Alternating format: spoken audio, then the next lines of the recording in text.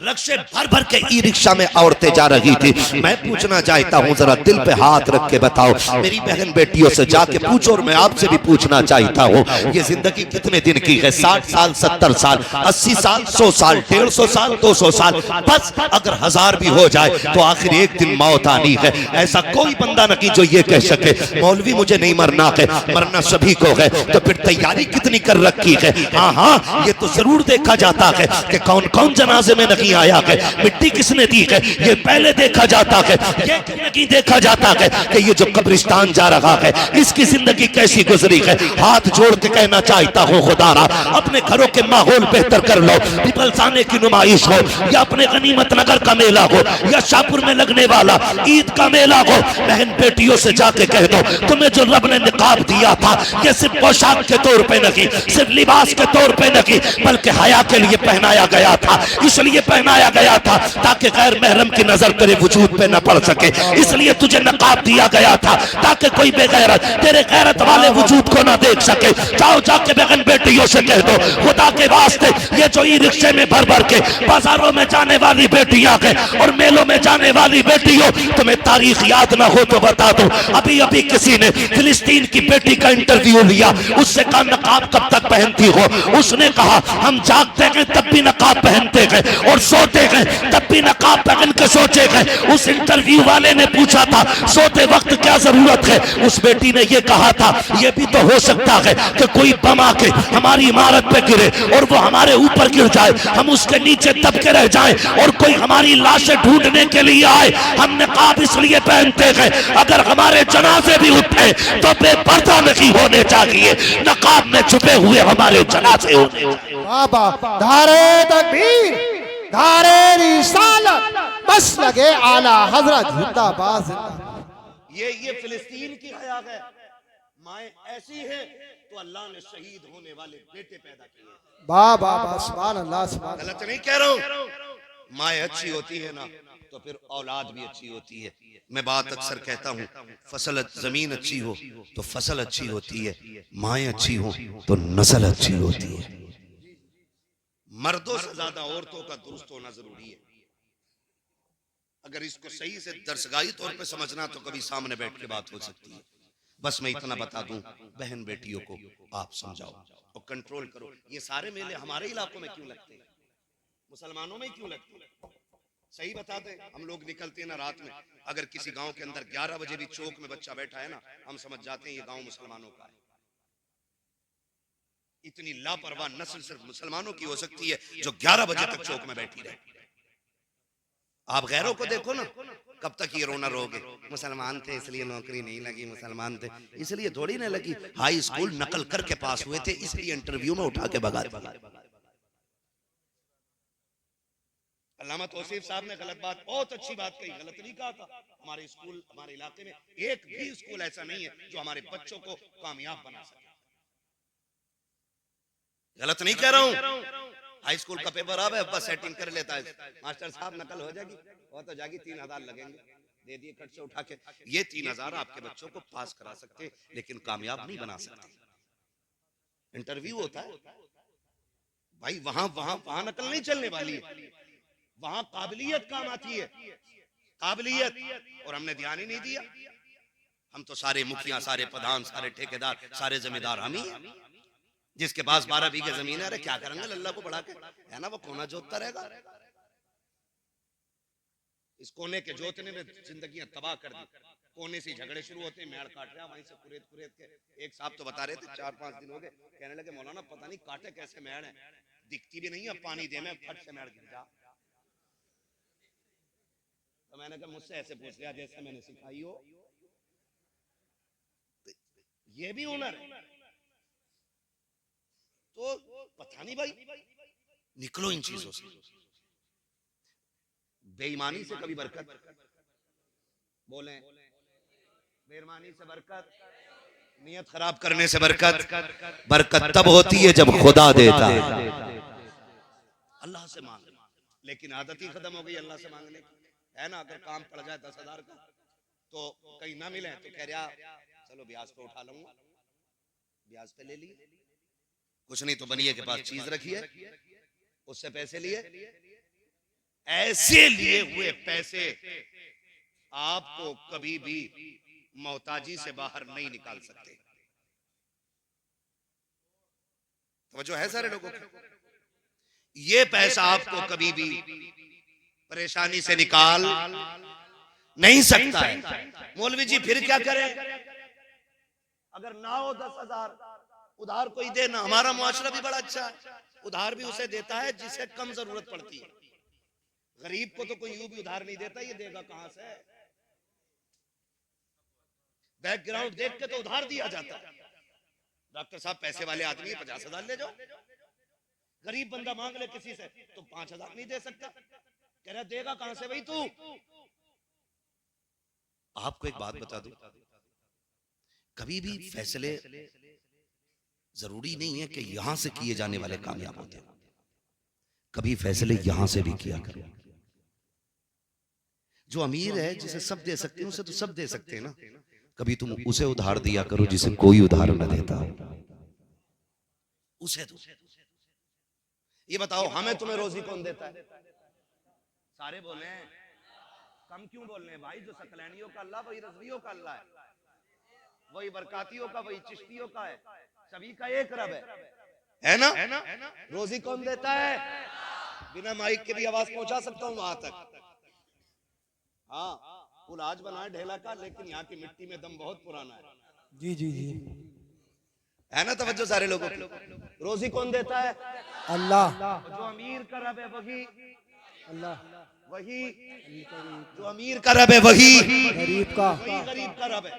तो अगर रब तुझे देने वाला बना सकता है तो फिर जो गरीब तुझसे उधार लेने आया है इसे देने के लायक क्यों नहीं बना सकता? जी जी जी, या तो तेरा अकीदा पक्का नहीं और या तेरी नीयत अच्छी नहीं। सीधी बात तो ये है, अगर नीयत पक्की है और अकीदा मजबूत है तो फिर रब की जात पे भरोसा सारों को रखना चाहिए। जी जी जी, कभी उसे भी दिया करो जिसे कोई नहीं देता। कई बार कहते मौलाना तुम्हारे बड़ी मांगी है, मुफ्ती साहब कबूल नहीं होती है, कबूल नहीं होती है। भाई जब तक रोए ना तो माँ बच्चे को दूध नहीं पिलाती है। कभी तू भी तो रो के रब से मांग, देख के झोली कैसे खाली आती है। आदत ही नहीं रही। हम उस इलाके में रहते हैं जिसमें हर घर में एक नेता मौजूद है। बुरा मत मानिए, ये सिर्फ गनीमत नगर की नहीं है, शाहपुर की भी कहानी। हाँ, हर घर में नेता मौजूद है। थप्पड़ लग गया, लड़ाई हो गई, अरे चल अभी चलता हूँ, 2 मिनट में FIR करा देता हूँ। वो कहता दूसरा चल मैं तुझे लेके चल रहा हूँ। ठीक है ना? हम लड़ाने के लिए नेता है, निपटाने का कोई नेता हमारे पास नहीं। ये सुन लो कान खोल के। हम ज्यादातर जो इतराते हैं ना बस इसी चीज पे, भैया की अच्छी चलती है थाने में, और फूफा को भी जाना है थाने वाले, चचा की भी हमारे जाने, हमें सब पता ही है। बस इनकी रसाई जो है ना दलालो टाइप की है। बस पैसा तो तुम्हारा काम होगा, नहीं दो तो तुम्हारा भी नहीं होगा। हमें लूटने के तरीके ये सारे। तो ये जो भरोसा हमने किया है ना, इससे हमें निकलना पड़ेगा। मुश्किल आ जाए, अरे डॉक्टर साहब के पैसे हैं तो उनसे मांग लेंगे। इत्तेफाक ये हुआ कितने भी बड़ा पैसे वाला है आपके पास नहीं होते। कभी कभी किसी की भी जेब खाली हो जाती, गए उस पे भी नहीं मिले। क्यों नहीं मिले? आप खाली क्यों रह गए? क्योंकि आपने भरोसा गलत किया। आप तो ये कहते इंतजाम मेरा रब करा देगा, फिर 1000 पैसों वाले को रब तेरी बारगाह में खड़ा कर देता। लेकिन यकीन पक्का नहीं, ये सबसे बड़ी कमी हमारे अंदर। एतकाद मजबूत करें और अल्लाह से मांगे, खुदा सब कुछ देगा। तो ये जो हमारे कदम उठ जाते हैं ना जरा सी खुशियों के लिए, पहली बात तो ये कि जरूरतों को ऐसा कर लें कि जो काम हम 50 रुपए में करना चाहते हैं उसी काम को हम 5 में भी कर लें और हमारी शान हेटी ना हो। मिसाल दूं, मेरा मन है कि मैं भाई 5,000 रुपए मीटर का कपड़ा पहनूं, लेकिन आज नहीं है। तो फिर मेरी तबीयत ऐसी होनी चाहिए कि 30 रुपए मीटर का पहनते वक्त भी मुझे तकलीफ नहीं होनी चाहिए। जी जी, ये मिजाज बना। और ये मिजाज कब बनेगा? ये तब बनेगा जब आप किसी भी नेमत को देखेंगे और कहेंगे शुक्र है अल्लाह तेरा कि तूने मुझे ये अता किया है। ये मिजाज तब बनेगा जब रब के शुक्र अदा करने की आदत हो जाएगी। और जब आप सफेद कपड़ा पहन के यूं कलफ मार के ना और कॉलर हिला के दिखाएंगे, तब हमें शुक्र करने की तौफीक नहीं आएगी। फिर जब हमारे पास हमारी हैसियत के मुताबिक कपड़ा पहनने का पैसा नहीं होगा, हम घर से निकलना बंद करेंगे। फिर शौक और जरूरत पूरी करने के लिए हम ब्याज पे भी पैसा लेते हैं, रिश्वत के नाम पे भी लेते हैं, हराम के नाम पे भी लेते हैं, सूद के नाम पे भी लेते हैं। फिर जरूरतें पूरी नहीं होती है। और याद रखो, जो छोटे पे भी शुक्र अदा करे, बड़े पे भी शुक्र अदा करे, खुदा की कसम वो कभी जलील नहीं होता है। घटिया कपड़ा भी पहन ले तब भी लोग कहते हैं शुक्र मालिक। ऐसे लोग हमारे बीच रहते हैं जिन्हें कपड़ों पे घमंड नहीं, अगर नाज है तो खुदा की बंदगी पे नाज किया जाए। जिंदाबाद जिंदाबाद, बहुत अच्छे, जिंदाबाद जिंदाबाद, सुभान अल्लाह, नारे तकबीर। बस तवज्जो कर ले तो इंशाअल्लाह करेंगे ऐसा मिजाज, करेंगे ऐसा मिजाज। कोई घमंड नहीं और इतराने की कोई जरूरत नहीं। पैसा, दौलत, शोहरत, इज्जत 4 दिन की चांदनी है। जी जी, जिस दिन आंख बंद हो गई ना, फिर कोई पूछने वाला नहीं, फिर कोई पूछने वाला नहीं। आज मुफ्ती साहब है, आज अल्लामा साहब है, आज तकरीरों में नाम है, आज इश्तिहारों में नाम है। जिस दिन रूह निकल गई ना, तो उस दिन कोई नाम नहीं रहना, सारे खत्म हो जाने, सारे खत्म हो जाने। ठीक है जी, मस्जिद से भी ऐलान होगा फलां साहब का इंतकाल हो गया है, उनका दफन इतने बजे है। कोई शौक शानो शौकत नहीं। जो लोग देखने आते हैं ना, फिर कोई नहीं पूछेगा अल्लामा साहब कहाँ है, हजरत साहब कहाँ है। सब ये पूछते हैं जनाजा किधर है। पीर का हो, मरीद का हो, प्रधान का हो, नेता का हो, सारे यही पूछते हैं जनाजा किधर है। जब एक झटके में सारी शख्सियतें, सारी काबिलियतें और सारी इज्जतें मिट्टी में मिल जानी है, तो फिर इतराना किस बात का है? जी जी जी, बेशक, कुछ भी नहीं, कुछ भी नहीं। बस रिश्ते रब से मजबूत कर ले, रिश्ते रब से मजबूत कर ले। बगदाद ना, बगदाद में एक बार कत्ल हो गया मार्केट में। हारून रशीद का दौर था। तवज्जो है सारे लोगों की? जी जी, थके तो नहीं अभी आप लोग? अगर इजाजत हो तो 5 मिनट और ले लूं मैं थोड़ा सा, है ना? आधा घंटा और 1 घंटा पूरी कराओगे तकरीर। तवज्जो है सारे लोग? शजरा इंशाल्लाह वो 1.5 मिनट में हो जाएगा, उसका कोई मसला नहीं है। बस मेरी बात सुन लो, बहुत लंबी बात हो जाएगी इंशाल्लाह। बस मेरी बात सुन लो पहले, मैं अपनी बात कह लूं। अच्छा एक बात सुन लो भाई, मैं एक बात सुन। अगर डॉक्टर मरीज से पूछ के दवा देगा ना कि तुझे मीठी चाहिए कि कड़वी, कभी बीमारी खत्म नहीं होगी, है ना? डॉक्टर मर्ज के हिसाब से बात दवा देने की बात करता है।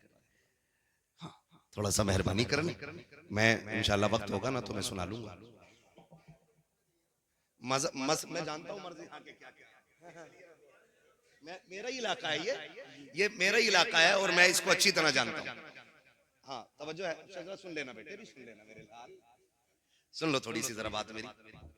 बगदाद में ना एक कत्ल हो गया, 20 लोग ना अज्ञात में उठाए गए। अज्ञात तो सभी समझते हैं, क्योंकि अक्सर मुसलमानों पे मुकदमे जितने भी हो रहे हैं अज्ञात में ही हो रहे हैं। मुजरिम तो कोई पकड़ा नहीं जाता है ना, ऐसी 40 नाम डाल दो उठा लो। ये कंडीशन है आज हम लोगों के साथ। तो अज्ञात में 20 बंदे उठाए गए, तो 20 में से एक बंदा परदेसी भी था, जो बगदाद का रहने वाला नहीं था, उसको भी जेल में डाल दिया गया। 19 बंदे उसी शहर के थे। अब जो 19 थे ना, तो मिलने वाले आते रहे। कोई कहने लगा इसको मैं जानता हूं, इसकी जमानत मैं ले रहा हूं। किसी ने कहा भाई इसको मैं जानता हूं, इसे मैं ले जा रहा हूं। 19 के 19 बंदे चले गए, लेकिन जो परदेसी था ना, लावारिस था, उसका कोई जानने वाला नहीं था, उसे जेल में डाल दिया गया। बहुत गौर से सुनना, जब उसे जेल में डाला गया ना, तो वो बड़ा परेशान। कभी कोई प्रदेश में फंस जाता है और पुलिस पकड़ लेती है ना, तो वो कहता कम से कम ये कि मेरे घर तक तो खबर पहुंचा दो कि मैं हूं कहां। ये होता है ना कोई भी प्रदेशी कि मैं कहां हूं, ये बता तो चले मेरे घर वालों को, ताकि वो कोई कोशिश कर सके। और जिन पुलिस वालों को पैसा लूटना होता है वो सबसे पहले फोन छीनते, तो उन्होंने क्या काम किया, उसको जेल डाल दिया। वो बड़ा परेशान, मुझे कोई पूछने नहीं आया, कोई हाल मेरा नहीं मालूम, बच्चों को मालूम है मैं परदेश गया हूँ, बच्चों को क्या पता, ना फोन ना खबर उस वक्त, बस ये था कि कासिद जाता खबर जाती तब जाके पता चलता ना, तो बात पुरानी है। बड़ा परेशान हो गया, जानते हो उसको जेल में डाल दिया। जब जेल में डाला ना तो उसने जब देखा सारे रास्ते बंद हो गए, उसने फिर मुसल्ला बिछा लिया और रब की बारगाह में रोके कहता, मालिक मेरा जानने वाला भी तू ही है, मुझे बचाने वाला भी तू ही है। अल्लाह इस जेल में मुझे कौन आएगा बचाने के लिए? अल्लाह जिनके जानने वाले थे उन्हें बचा के ले गए, जिनके सिफारिशी थे उन्हें लेके चले गए। मालिक मैं परदेसी हूं, तू जानता है मैंने कसूर नहीं किया है, मैंने कोई कत्ल नहीं किया, ए मेरे परवरदिगार रास्ता आसान फरमा दे। जब इसने रो के सजदे में इतनी बात कही है, इधर बादशाह बिस्तर पे सोया हुआ है, ख्वाब आता है, उठ बिस्तर से, कहा हुक्म क्या है? कहा तेरी जेल में मेरा बंदा बेकसूर बंद है, उसे जाके आजाद कर। उठा बादशाह बिस्तर से दौड़ करके आया, आकर के तलाश कर रहा है, सारे खाने बंद हैं, कहीं से किसी की आवाज नहीं आ रही है।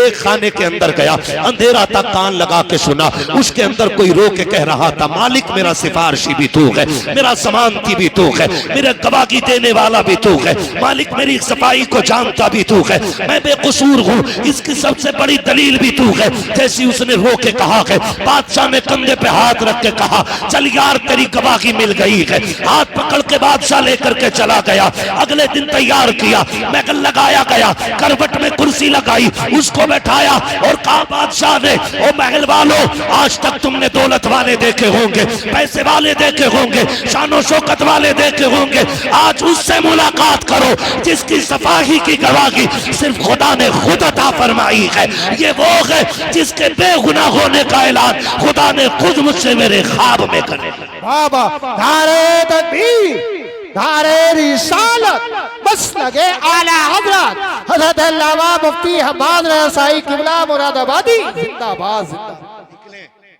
भरोसा सिर्फ अल्लाह की जात पे करें। किस पे करना है? अल्लाह की जात पे। और नहीं मिलता ना फिर हुजूर का वसीला दे के मांगो ना। आला हज़रत क्या कहते हैं? वही रब है जिसने तुझको हमतन करम बनाया, हमें भीख मांगने को तेरा आस्था बताया, तुझे हमद है खुदाया, तुझे हमद है खुदाया। हाँ, मुझे इस टॉपिक पे बात नहीं करनी है, मसला कि आला हज़रत क्या है और आला हज़रत क्या। हमारे इलाके का बच्चा बच्चा आला हज़रत को जानता है, हाँ आला हज़रत को जानता है। बस बहुत गौर से सुन ले बात, अल्लाह पे भरोसा रखे और इन चीजों से बिल्कुल हराम चीजें बिल्कुल बैन कर दो। ये अहद कर लो, जब भी खाएंगे हलाल खाएंगे इंशाअल्लाह। इंशाअल्लाह वादा करते हैं इंशाअल्लाह, इंशाअल्लाह हलाल खाएंगे इंशाअल्लाह, बचेंगे हराम से इंशाअल्लाह। याद रखिए, इमाम गजाली रहमतुल्लाह तआला अलैहि से किसी ने कहा था, हुजूर दुआएं कब कबूल होती हैं? तो इमाम गजाली ने कहा था, दो काम कर लो। नंबर एक, जब भी बोलो सच बोलो, और जब भी खाना हलाल खाना। जबान तेरी खुलेगी, मकबूलियत की जमानत खुदा नाजिल फरमा देगा। बेशक बेशक। ये दो काम करने, ये दो काम करने, हमें अपने रब से ये अहद करना, मालिक जब भी खिलाना हलाल खिलाना, उस दिन मार देना जिस दिन हराम खाने पे नौबत आ जाए। हमें एक लुक़्मे हराम खाने से मर जाना पसंद है, लेकिन हराम नहीं खाएंगे इंशाअल्लाह। हाँ, करते इंशाअल्लाह वादा, बचेंगे इंशाअल्लाह। हराम में बहुत सारी चीजें आती हैं। मुफ्ती साहब क़िबला तशरीफ फरमाए, बहुत सारी चीजें फर्दन फर्दन आपको बता देंगे, कभी फुर्सत में पूछेंगे। हम जो खेतों पे अक्सर जाते हैं ना, ऐसे सूत के मारी बाल ऐसे करके, खेत किसी का भी हो, पूरी बाल साफ, दो तीन टूंगे दावल ऐसे और बाकी फिर यूं। ये कतन हराम है, हराम है, हराम। आप बिल्कुल बचिए एक दाने से। सहाबा फरमाते हैं, जब हुजूर नहीं आए थे ना हमारे सामने, जाहिरी हयात पे बात कर रहा हूँ, और रह गई बात हुजूर की पैदाइश की, तो आका फरमाते हैं, कुंतु नबिय्यम व आदम बैनल माई व तीन, मैं तो तब भी नबी था जब आदम को तैयार किया जा रहा था। वाह वाह वाह। आका फरमाते हैं, वलुमा खलक़ल्लाहु नूरी, सबसे पहले अल्लाह ने मेरे नूर को पैदा फरमाया। तो मैं उस लेवल पे बात नहीं कर रहा हूँ। हुजूर जब दुनिया में तशरीफ लाए ना, जाहिरी तौर पे, जाहिरी तौर पे, वरना बातिन है उम्र लाखों बरस की तेरी, मगर है ताज़ा शबाब तेरा। हाँ, हुजूर की उम्र सिर्फ 63 साल नहीं, ये जाहिरी उम्र है। बस तवज्जो करें। सहाबा फरमाते हैं, जब तक हुजूर नहीं आए थे ना हमारे दरमियान, उस वक्त तक हम बेटियों के गले काट देते थे, पता नहीं चलता था। और जब हुजूर आ गए ना तो रास्ते में चलते हुए भी डर लगता है कहीं पैर के नीचे चूंटी ना आ जाए। सहाबा इतने डरने लग गए, उन लोगों के ईमान और खौफे इलाही इतना कि चूंटी से भी पैर बचा के रखते थे। सुभान अल्लाह। लेकिन आज हम देखें कई लोग बाजार में, सनीचर के बाजार में टहलते मिलेंगे, थोड़ी सी मूंगफली मार दी, ठीक है भाई, धुनी कम है, आगे बढ़ के गाजर मार दी, और आगे बढ़ के कुछ और खा लिया, दोपहर से शाम तक पेट भर लिया, आराम से घर जाके सो गए। हल्दी लगी ना फिटकरी, रंग चोखा आ गया। पूछो मुफ्ती साहब से, कतन हराम है ये? आपको एक दाना खाने की इजाजत नहीं, बिल्कुल बचना इन छोटी छोटी चीजों से जिन्हें हम कुछ नहीं समझते, लेकिन खराबी बहुत बड़ी है, खराबी बहुत बड़ी है। हाँ, किसी के जहन में ये बात आ रही होगी कि जब से दीनदार बनाऊं ना मुश्किलें बहुत आ गई, जब से तौबा की है ना तब से बड़ी मुश्किलें आ गई। याद रखिएगा, जब मुश्किलें आती है ना तो बंदा रब को अपने करीब करना चाहता है और रब बंदे को अपना करीब करना चाहता है। ये दोनों मामला होते हैं। मुश्किलें अगर आपके करीब आ रही है ना तो सिर्फ इसलिए आपको आजमाइश में डाला जा रहा है कि रब आपको अपने करीब करना चाहता है। बंदा जब मुश्किल में होता है ना फिर कहता है या अल्लाह तू ही है।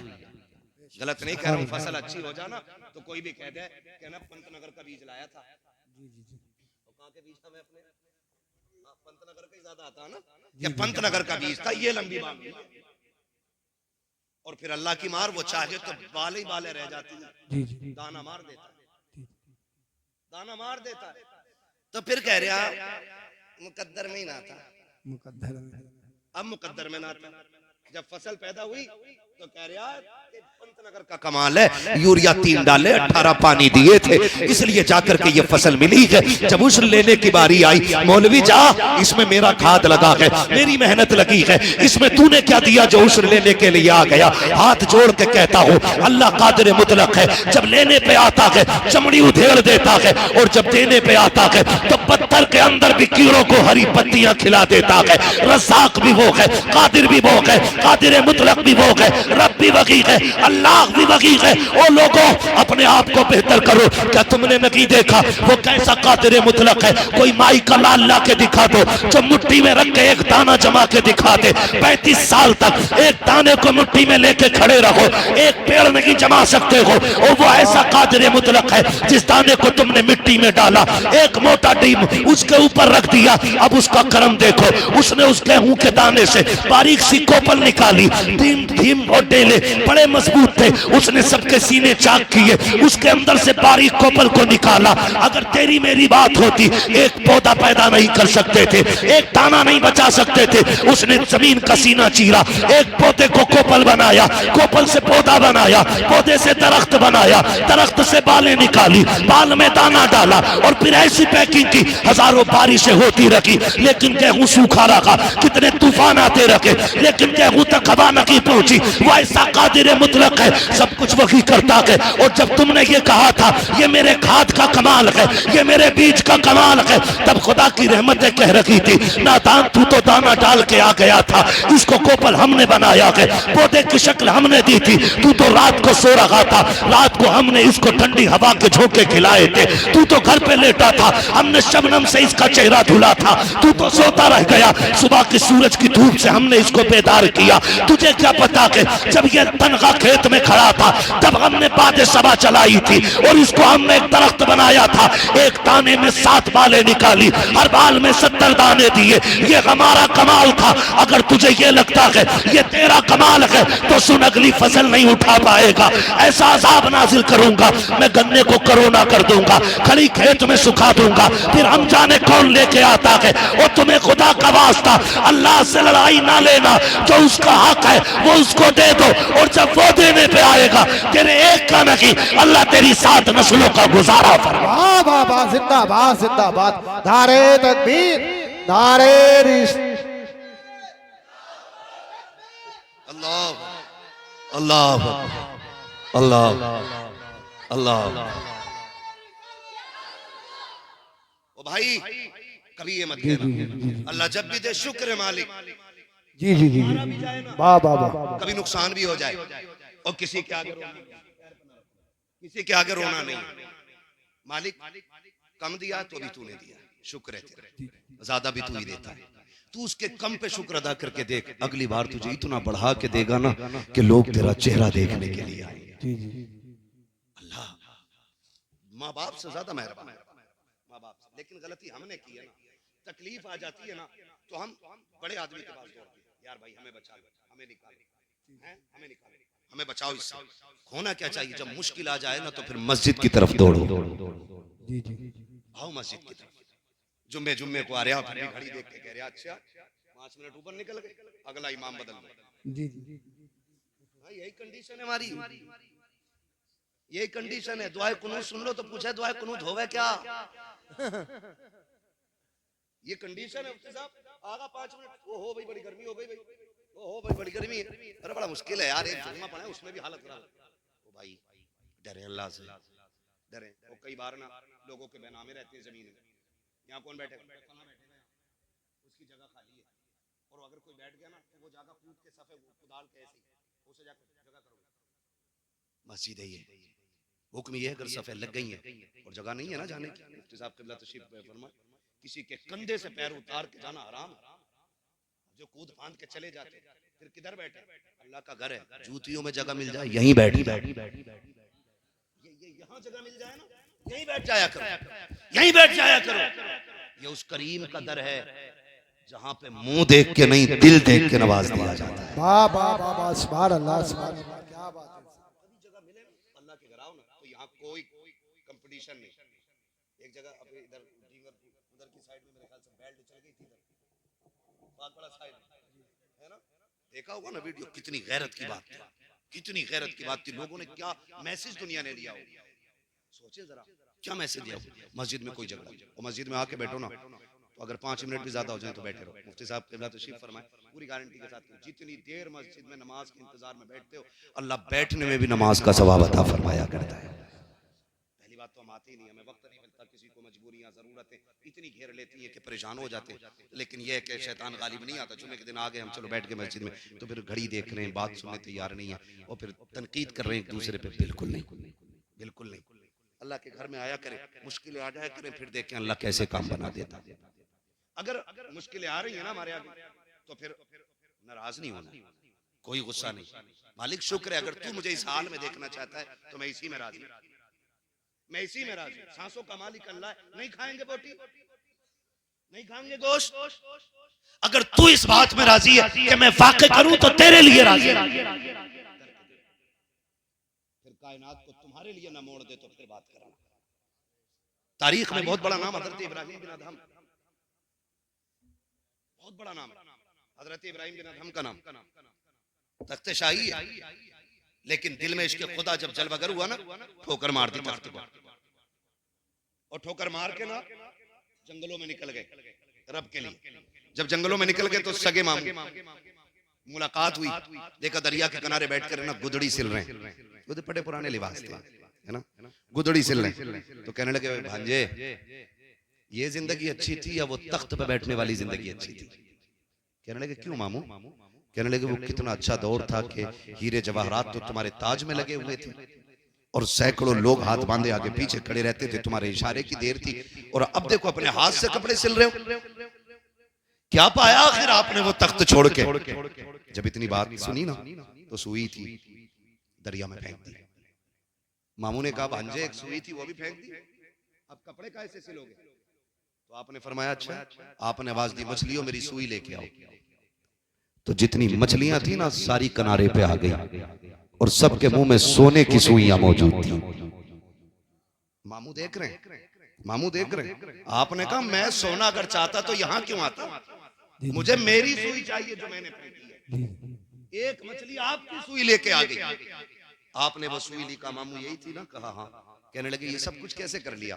फरमाने लगे मैंने दुनिया रब के लिए छोड़ दी, उसने दुनिया लाके मेरे कदमों में डाल दी। वाह वाह वाह, सुभान अल्लाह, सुभान अल्लाह। अगर अकीदे मजबूत हो ना तो आज भी मंजिलें आसान हो जाती हैं, आज भी मंजिलें। मैं नौजवानों से खास कर कहूंगा अपने रिश्ते मस्जिदों से मजबूत करने। हमारे रिश्ते मस्जिदों से बहुत कमजोर हैं, खाली जुमे को फर्ज समझते हैं हम लोग, बाकी टाइम की फर्जियत से मतलब ही नहीं। अगर कामयाबी चाहते हो तो सजदों के करीब हो जाओ। सजदे असले मुसलमान का सबसे बड़ा हथियार क्या है? सजदा है। सलामत रहे। क्या है? बोल सकते हैं आप लोग भी अगर नाराज ना हो। क्या है? सजदा सबसे बड़ा हथियार है और यही हमारे पास है। यही हमारे पास नहीं। इसकी ताकत जानते हैं आप? दोनों बातों की मिसाल देने लगे और बात खत्म कर लूंगा इंशाल्लाह। दोनों बातों की मिसाल। नंबर एक, मुश्किल आए तो खुदा की बारगाह में दौड़ना। ठीक है ना? ये याद रखें, ये कार्ड हमें मालूम रहते हैं कि भाई ये कार्ड मेरे पास फला विधायक का है, फला नेता का है। ठीक है ना? कोटेदार के दरवाजे पे 8 दिन बैठोगे तब जाके 5 किलो ना तुम्हें मुश्किल से ज्यादा देगा वो। और उसके बाद 365 दिन जलील करता। हाँ, ये बैठा रह हुआ 5 किलो के चक्कर में, और लोग इसे इज्जत समझते हैं। अल्लाह भूखा रखे, किसी गरीब का हिस्सा हराम का हमें ना खिलाए। दुआ मांगा, ये दुआएं मांगा करो। तो आदमी लालच करता है, मुश्किल आती है। आपने नाम सुना होगा हजरत हबीब अजमी, बहुत बड़ा नाम है। आप सूद का बिजनेस बहुत बड़ा था। यहां तक लिखा गया कि एक वक्त का खाना भी बिना सूद के पैसे का नहीं होता था इनके घर में। इतना बड़ा धंधा इनका सूद था। बीवी कहने लगी, सरदार डरे अल्लाह से, कहीं ऐसा ना हो किसी दिन मुश्किल आ जाए।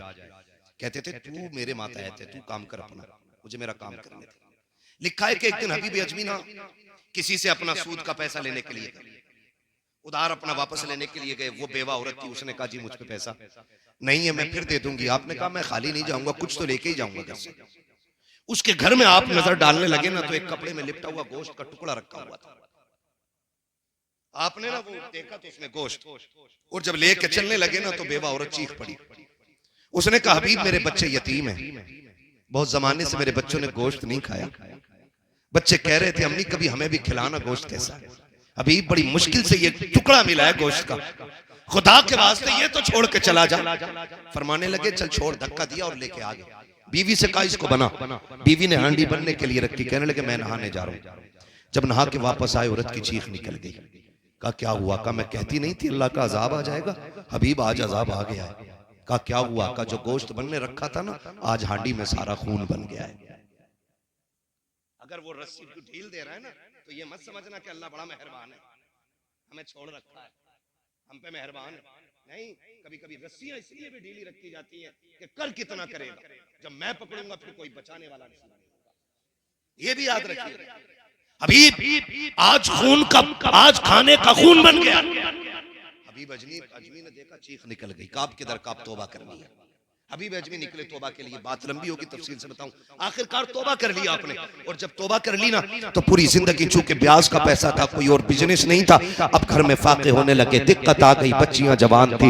एक दिन बीवी शरीक हयात कहने लगी मेरे सरताज। कहा जी। का बात यह है कई दिन का फाका हो गया है, बच्चियां जवान है, किया जाए, बच्चियों की भूख नहीं देखी जाती है। कहा फिर कहा जाके कोई मजदूरी तो कर लो। हबीब कहते हैं कौन मुझे काम देगा? देख मेरे बाल सफेद हो गए, कमर झुक गई है, कौन मुझे काम के लिए रखेगा? कर निकलना रब का नाम लेके, जब निकलेगा कोई ना कोई रब इंतजाम कर देगा। हबीब अजनी ने घर से थैला लिया और मंडी की तरफ जाने लगे जहां मजदूर खड़े होते थे। और जब मंडी की तरफ जाने लगे, घर से निकले। बीवी ने कहा हबीब ठहरो तो सही। बीवी ने कहा ठहरिए। कहा अब क्या बात है? उसने कहा इय्याका वल हराम, खबरदार खाली लौट आना, लेकिन हराम का मिले तो आज भी लुकमा ना लेके आना। हम और बच्चों को 1-2 दिन फाके से पाल लेंगे, लेकिन हराम का एक लुकमा मत लेके आना। इतना सुना हबीब आंखों में आंसू लेके मंडी में आ गए।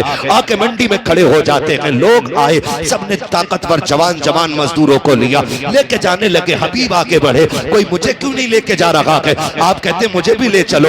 एक नौजवान ने कहा बड़े मियां क्या करोगे तुम? तुम्हारी उम्र तो देखो और फिर काम देखो। मंडी में आके खड़े हुए क्या कर पाओगे? आप कहते हैं सुन, अगर मैं आराम करने की स्थिति में होता तो बाजार में आके ना बिकता, अगर मजबूरी ना होती तो मैं यहाँ मंडी में आके खड़ा ना होता। मुझे ले चल, 10-20 रुपए कम दे देना। उसने कहा जाइए, आप काम के लायक नहीं है। अल्लाह अकबर। इतना सुना, हबीब अजमी की आंख में आंसू आ गए, बंदा चला गया। आप मंडी में खड़े रहे, सूरज चढ़ते चढ़ते जब सर के करीब आ गया, आपने साये को देखा कि अब साया तो मेरे बराबर हो चुका है। आप परेशान हैं, जाएं तो कहां जाएं। घर जाते हैं तो वो जो थैला उम्मीद पे लेके घर से आए थे वो आपको वापस नहीं जाने देता है। फिर सोचा किधर जाएं, सामने मस्जिद का दरवाजा नजर आया। आपने दौड़ लगाई, मस्जिद में गए, वुजू किया, 2 रकात नमाज अदा की है और फिर रो के कहते मेरे परवरदिगार, ये दुनिया वाले मुझे काम के लायक नहीं समझते हैं, इन्होंने मुझे ठुकरा दिया है। ए मेरे परवरदिगार, मैंने तौबा कर ली है, मैं कभी हराम बच्चों को नहीं खिलाऊंगा। मेरे मालिक की तो मुझसे काम नहीं ले रखे हैं। मैं तेरे घर में आ गया हूँ, ए अल्लाह मैं तेरे घर में झाड़ू लगाऊंगा, मैं तेरे घर की मजदूरी करूंगा। मेरे मालिक कितना दे दे कि मेरे बच्चों की भूख का इंतजाम हो जाए। रोते रखे, शाम तक मस्जिद की सफाई करते रहे। शाम आई है, हबीब घर आते हैं, बीवी दरवाजे पे खड़े होकर इस्तकबाल करती है। बीवी ने खाली थैला देखा, कोई जुमला नहीं कहा था, कोई गाली नहीं दी थी, बल्कि कहा था आइए मेरे सरताज, आपका इस्तकबाल है। घर के अंदर लाई है, वुजू कराया, लिटा दिया। जब आराम से शोहर लेट जाता है, फिर बीवी ने पूछा था सरताज बताओ तो सही, काम के लिए गए थे, क्या हुआ? का काम तो मिल गया है, का मजदूरी का मजदूरी नहीं मिली है, का मांग लेते, का इतना बड़ा मालिक कदर मिला है कि मांगते हुए गैरत आ रही थी, इसलिए मांगा नहीं था। आज का काम किया है, शायद कल मिल जाएगी। अगले दिन फिर आए, फिर मस्जिद में आके रोने लग जाते हैं। 2 दिन हो गए, बीवी ने फिर यही बात रखी। जब तीसरा दिन आया है, आप काम के लिए निकलते हैं, बीवी ने कहा या कबल हराम, खबरदार आज भी खाली आ जाना, हराम लेकर के मत आना। हबीब ने इतना सुना, रोते हुए फिर आए, लेकिन हबीब अजमी कहते हैं आज मेरी कैफियत बदल गई थी, क्योंकि बीवी ने कहा था अपने मालिक से कह देना, मेरी बीवी ने कहा कि बेटियों के उतरे हुए चेहरे नहीं देखे जाते हैं, अब फाका नहीं देखा जाता। 3 दिन मैंने काम किया है, 1 दिन की मजदूरी दे दे ताकि बच्चियों की भूख मिटा सको। जब बीवी के ये जुमले कानों से टकराए हैं, रोते हुए मंडी में आए, आके मस्जिद में रोने लग जाते हैं। हबीब कहते हैं आज अलग बेखुदी थी, अजीब बेकरारी थी, बैठे बैठे रो रहा था, चलते चलते रो रहा था, खड़ा था तो रो रहा था। जब शाम आई है, मैंने सोचा हर दिन की तरह आज खाली नहीं जाना है। का फिर कहते मैंने थैले में मिट्टी भरना शुरू कर दी, मैंने मिट्टी भरी और घर के करीब आया। मैं डर की वजह से रुक गया, आज देखूं तो सकी, घर वाले सो जाएं तब जाऊं। लेकिन कहते जब मैं दूर खड़ा हुआ, मुझे अपने आंगन से धुआं उठता हुआ दिखाई दिया। जब धुआं देखा, कहते मैं आंखें मसलने लगा, मेरे घर धुएं का क्या काम, मेरे घर तो पकाने की कोई चीज नहीं है। कहते फिर मैंने गौर से देखा, घर भी मेरा था, आंगन भी मेरा था। मैं दौड़ के दरवाजे पे आया, मेरी बीवी हर दिन की तरह खड़ी थी, उसने मेरा इस्तकबाल किया, कहा आओ मेरे सरताज। जब मैं अंदर गया, कहते मेरे घर के अंदर से खाने के पकवान की खुशबुएं निकल रही थी। मैंने कहा बीवी ये क्या है? मुस्कुरा के कहती है ये परेशान क्यों होते हो, बड़ा अच्छा मालिक है आपका। कहा क्या कहना चाहती हो? कि ये सारा खाना तुम्हारे मालिक ने भेजा है।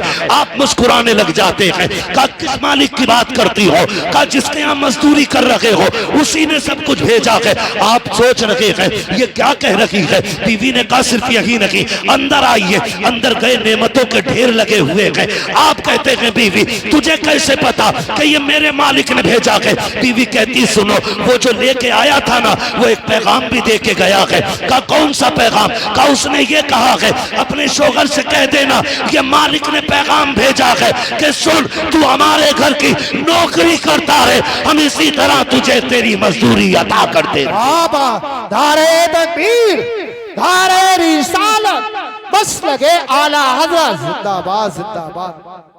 है तवज्जो सारे लोगों की। कहा मालिक ने कहा है तुम ऐसी मजदूरी करो, अल्लाह तुम्हें इसी तरह तुम्हारी तनख्वाह अता करेगा। तुम्हारा मालिक सजदे में गिर गए, मालिक तेरा शुक्र है। मैं आज भी कहता हूँ आवाज आती हम तो माइल व करम है, कोई साइल ही नहीं, राह दिखलाएं किसे रह रवे मंजिल ही नहीं। सही बता रहा हूँ। लोग कहते हैं इमामों की 5000 में देखो बल्ले बल्ले रहती है, 5000 में मौज कर रहे हैं, 6000 में मौज कर रहे हैं, ऐसे ही नहीं कर रहे हैं। अल्लाह की कसम खा के कह दूं, अक्सर जितने इमामों से मिला हूं या जिनकी हालत मैंने जानी, मैं जानता हूं, उन्होंने मुझे बताया, कोई कहता बेटी का निकाह है, कोई कहता और तनख्वाह 6000 है, 3 बेटियां जवान हो गई हैं, और फिर जब उनकी शादियां हो गई तो फिर मुलाकातें होती, हो गई खैरियत से? कहा शुक्र है रब का। कैसे हुई? कहा कि जब दुनिया सो गई हमने रो के मुसल्ले बिछाए और हमने कहा मालिक रात दिन तेरे घर की ड्यूटियां निभाई हैं, आज किसी के आगे हाथ ना फैलाना पड़े। कहते हैं कि अभी हमने देखा है दुआओं का असर, आंखें सूखी नहीं थी, अल्लाह ने बेटियों की शादियों के इंतजाम पहले फरमा दिए। जब रिश्ते मुसल्लों से मजबूत होते हैं ना तो फिर 3000 में भी काम हो जाता है, फिर 5000 में भी, फिर 2000 में भी। इसलिए कि याद रखें कभी कभी बहुत सारे काम ऐसे होते जो दवाओं से नहीं होते, रब दुआओं से कर दिया करता है। ठीक है ना। तो अब रिश्ते हमें अल्लाह से मजबूत करने, हमें दुख आएगा तो हम इंशाल्लाह मस्जिदों को आबाद करेंगे इंशाल्लाह। सारे नौजवानों से गुजारिश है, अब दौर वो नहीं रह गया है कि हमें कोई लकीर आके समझाए। अब हर बच्चा इतना पढ़ा लिखा और समझदार है कि नमाज हम पे फर्ज की गई इबादत है, और सबसे कामयाब वो बंदा है जिसने रब को राजी कर रखा है। इस इंतजार में ना मरना, मर जाएंगे तो बेटे 40 में करके बख्शवा देंगे, मर जाएंगे तो तीजे के बाद बख्श दिए जाएंगे। इस इंतजार में ना मरना, थोड़ी तैयारी खुद भी करनी है, खुद भी करनी है। आए दिन मौतें हो रही हैं, याद रखें ऐसी जिंदगी जिए, मर जाएं और कब्र में जाएं और कोई पूछे किसका जनाजा है, कोई बताए ना बताए, हमारे कफन से आवाज आ रही हो लहद में इश्क रुखे शह का दाग लेके चले, अंधेरी रात सुनी थी चराग लेके चले, तेरे गुलामों का नक्शे कदम है रागे खुदा, वो क्या भटक सके जो ये सुराग लेके चले। पढ़ेंगे इंशाल्लाह नमाजें, आबाद करेंगे इंशाल्लाह मस्जिदों को, ठीक है ना। और नमाज पढ़ने में ये ख्याल रखना, इमाम पे कोई टिप्पणी नहीं करनी। आप मेरे मशवरा देके जा रहा हूँ, अगर किसी इमाम में शरीफ कोई कमी दिख रही है तो आपके बस्ती में ऐसे ऐसे आलिम मौजूद हैं, आप इनसे जाके बात रखिए, इनसे कहिए ऐसे शख्स के बारे में शरीयत का क्या हुक्म है। अगर ये बता दें कि ऐसे शख्स के पीछे नमाज पढ़ना जायज नहीं है तो उनको बैठा करके इनके सामने ला करके शरीफ हुक्म उनको सुना करके उनकी छुट्टी कर दी जाए, ये सबसे बेहतर तरीका होता है। चौक चौराहे में कहीं भी रास्ते में खड़े होकर के कोई मुखालफत करके हमें अपनी नमाजें खराब नहीं करनी है। कितनी कबूल होती है कितनी नहीं है तो अल्लाह ही जानता है, जो हो गई है उन्हें भी खराब ना करें। इसलिए अपने बारे में सोचें हमें क्या करना है। मेरी कब्र में मुझे लेटना है, आपकी कब्र में आपको लेटना है, सारी तैयारी कर लें। और सबसे अच्छी तैयारी है रब रसूल की चौखट पे आ जाए और अपनी जिंदगी पे अल्लाह और उसके रसूल के अहकामात को लाजिम समझे, चेहरे हुजूर की सुन्नत से सजा लें और कोशिश ये करें लिबास भी हुजूर जैसा होना चाहिए, कुर्ता पजामा। लेकिन आज एक ऐद कर लो गनीमत नगर वालों, और जहां तक मेरी आवाज सोशल मीडिया के जरिए जा रही है, ऐद करो कि हम इजराइल का कोई भी प्रोडक्ट यूज नहीं करेंगे। वादा करते हैं इंशाल्लाह। हाँ, मैं इस वक्त समझता हूं कि इजराइल के कंपनी का पानी पीना भी खून पीने से ज्यादा बुरा है। यह हकीकत है जो मैं कह रहा हूं। इसलिए खुदा हमें एहतियात करनी है, और वक्त भी काफी हो चुका, 1:30 बजने को है। बस आखिर में हुजूर का शजरा बयान कर देना है, ठीक है ना। अब जरा बोल दें सुभान अल्लाह। अब ताकत दिखानी है भैया, अब तक मेरा पसीना बहा, मैं चाहता हूँ 1-2 कतरे आपका भी बह जाए। पसीना खून नहीं भाई, ऐसे गर्दन हिला रहे हैं जैसे मैंने गर्दन मांग ली हो किसी की यार। खुदा सलामत रखे, 1 घंटा मेरे लाल पूरा होने वाला है। सुनो मेरे भाई, खाना उतना ही अच्छा रहता है जितना हजम हो जाए, और जिक्र रसूल उतना सुनो जितनी देर दिल जमी के साथ सारे सुन सके, है ना। अभी ठीक है ना, बोल दे जरा सुभान अल्लाह। ऐसे नहीं, ऐसे नहीं, इतनी जोर से सुभान अल्लाह बोलो कि आवाज रूह तक उतर जानी चाहिए। बोले सुभान अल्लाह। इतनी तेज आवाज, अल्लाह सलामत रखे। सही बात बताना, हम लोग जो तकरीरें करने दूर दूर जाते रहते हैं ना, सही बताऊं ये थकन मुर्गे बकरों मटन चिकन से नहीं होती, इनसे तो बीमारियां ज्यादा फैल रही हैं। सबसे ज्यादा सुकून जो मिलता है सुभान अल्लाह से मिलता है, ठीक है ना। तो आप इतनी जोर से सुभान अल्लाह कह दे कि थकन सारी उतर जाए। क्या बात है, मेरा हाथ का इशारा हो ना तो समझ जाना मौलवी सांस लेना चाह रहा है। बात साफ अच्छी रहती है, और मेरे बेटे सुन ले, मेरी भी सुन ले। मैं सांस जब लूंगा उसके लिए मेरी कोशिश ये है कि मैं आप सुभान अल्लाह कहें, उसकी आड़ में मैं सांस ले लूं। अल्लाह राजी होगा, आपको नेकी देगा, करीम है जब आपको देगा तो अपना भी काम थोड़ा बहुत हो ही जाएगा इंशाल्लाह। लुत्फ उनका आम हो ही जाएगा, शाद हर ना काम हो ही जाएगा, जान दे दो वादे दीदार पर, नकद अपना दाम हो ही जाएगा, बेनिशानों के निशा मिटते नहीं, मिटते मिटते नाम हो ही जाएगा। ऐ रजा हर काम का एक वक्त है, दिल को भी आराम हो ही जाएगा। है ना, साथ में छोड़ियो, जब हाथ उठाऊं तो बोलती हो सुभान अल्लाह, और कहीं ऐसा ना हो तुम सुभान अल्लाह कहना भूल जाओ और मौलवी सांस लेना भूल जाए, और फिर कल के जलसा कराने वाले जलसा कराना भूल जाए। ऐसा नहीं होना चाहिए, साथ देंगे ना इंशाल्लाह, ठीक है ना। मैं आगाज कर रहा हूँ, बोलते हैं जरा इधर वाले, बड़े आराम से बैठे मेरे भाई, बड़े आराम से, कोई हल्दी लगी ना, फिट करी, पूरी तकरीर सुन ली माशाल्लाह, ठीक है ना। और ये दाएं बाएं वाले जरा बोलते हैं सुभान अल्लाह। आदम के बेटे शीश, हाँ ऐसे ही साथ देना, ठीक है ना। माइक बना भी बोलो, कोई मसला नहीं, अभी इस बीच में नारा कोई नहीं लगना, खाली सुभान अल्लाह बोलना है ताकि मैं सांस ले सकूं, वो भी इसलिए बुलवा रहा हूं ना, तो मैं मजबूर नहीं करता, ठीक है ना। बोलने जरा पीछे वाले बोल दे सुभान अल्लाह। आदम के बेटे शीश, शीश के बेटे अनस, अनस के बेटे कैनान, कैनान के बेटे मैलाइल, मैलाइल के बेटे ब्यारत, ब्यारत के बेटे इदरीस, इदरीस के बेटे मुतवश्शिक, मुतवश्शिक के बेटे लमकने के नाम, लमकने के नाम के बेटे नूह, नूह के बेटे शाम। डंडी मार रहे हो भाई, देखो तुम चुप गए, बच्चे बच्चे साथ दे रहे हैं, इसलिए मुझे बच्चे सबसे ज्यादा अच्छे लगते हैं, क्योंकि इनके मन में कोई कपट नहीं होती, कोई धोखा नहीं होता, 420 नहीं होते, ये जो तन में है वही मन में है, जो मन में वही जबान में, ठीक है। तो बच्चों के साथ अगर बड़े भी उसी तरह साथ दें तो बड़ा अच्छा लगे, बोलते हैं जरा सुभान अल्लाह। आदम के बेटे शीश, शीश के बेटे अनस, अनस के बेटे कैनान, कैनान के बेटे मैलाइल, मैलाइल के बेटे ब्यारत, ब्यारत के बेटे इदरीस, इदरीस के बेटे मुतवश्शिक, मुतवश्शिक के बेटे लबकने का नाम, लबकने के नाम के बेटे नूह, नूह के बेटे शाम, शाम के बेटे जुल्हाद, जुल्हाद के बेटे सालिक, सालिक के बेटे आबिर, आबिर के बेटे दाता, दाता के बेटे रावा, रावा के बेटे सारू, सारू के बेटे नाखुर, नाखुर के बेटे तारिक, तारिक के बेटे इब्राहिम खलीलुल्लाह, इब्राहिम खलीलुल्लाह के बेटे इस्माइल ज़बीहुल्लाह, इस्माइल ज़बीहुल्लाह के बेटे केदार, केदार के बेटे अवाम, अवाम के बेटे अमल, अमल के बेटे साबित, साबित के बेटे सलमान, सलमान के बेटे रईसा, रईसा के बेटे इलियासा, इलियासा के बेटे ओद, ओद के बेटे हव्वा, हव्वा के बेटे अदनान, अदनान के बेटे मोहित, मोहित के बेटे नदान, नदार के बेटे मुदर, मुदर के बेटे इलियास, इलियास के बेटे मुदरिका, मुदरिका के बेटे खदीमा, खदीमा के बेटे किनाना, किनाना के बेटे नदर, नदर के बेटे मालिक, मालिक के बेटे फार, फार के बेटे गालिब, गालिब के बेटे लुई, लुई के बेटे काब, काब के बेटे मुर्रा, मुर्रा के बेटे किलाब, किलाब के बेटे कुसै, कुसै के बेटे अब्दे मनाफ, अब्दे मनाफ के बेटे हाशिम के, हाशिम के बेटे अब्दुल मुत्तलिब के, अब्दुल मुत्तलिब के बेटे अब्दुल्लाह के, अब्दुल्लाह के बेटे मोहम्मद रसूलुल्लाह। नारे तकबीर, नारे रिसालत, मसलके आला हजरत, नारे रिसालत।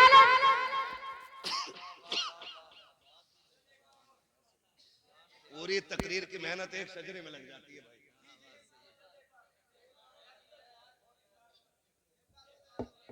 न मेरी बात सुनो, आपकी फरमाइश पूरी हो गई, अब बहुत ज्यादा मेहनत लगती है, ठीक है ना। अब